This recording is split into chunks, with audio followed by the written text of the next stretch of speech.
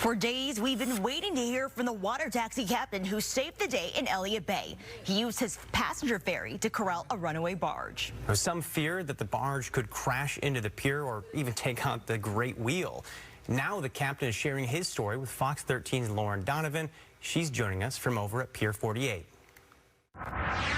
The captain describes it as a David and Goliath type situation. Essentially, he was trying to stop a building on the move with all those containers stacked high. It was about the same height as one of these buildings you see right here behind me. We're talking 80 to 100 feet tall. I knew by the size of it and the size of us that I wasn't going to be stopping it by any means, but maybe I could divert its course. When you're aboard the Doc Maynard water taxi, it feels like a sizable vessel. 100 feet long, can sit nearly 300 passengers, but compared to a ferry, compared to a barge, it's small fry. Once I was up against it, I could see part of the barge and maybe 2 of the 6 containers of the stack. Captain Dan Crable could tell the odds were stacked against him. So a lot of things go through my mind then. Where's it going to hit? What could it do at the waterfront? I've got passengers on board. I had 14 passengers on board at the time, plus my 2 crew members. Dan tells me there's no protocol for navigating a problem like this.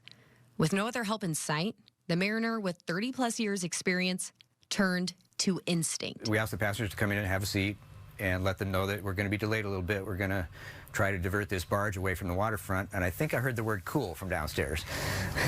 His trusty crew rushed to the bow while Dan held fast at the helm.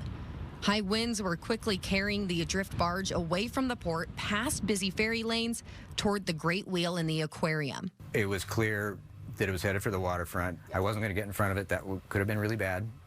We'd be squashed like a pop can if we got between the barge and the pier. And so we nudged up to it, kind of bounced off the first time, and then I knew I had to push up against it hard to stay against it. Dan's fast thinking avoided catastrophe in crowded Elliott Bay.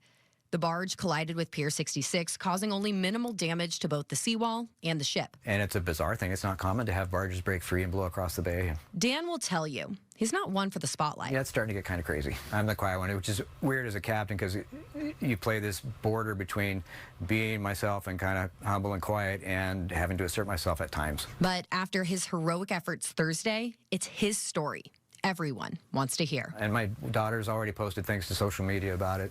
She says I saved Seattle. Yeah. The captain tells me he's 1 year away from retirement, and it's fair to say he feels like he's going out on a high note.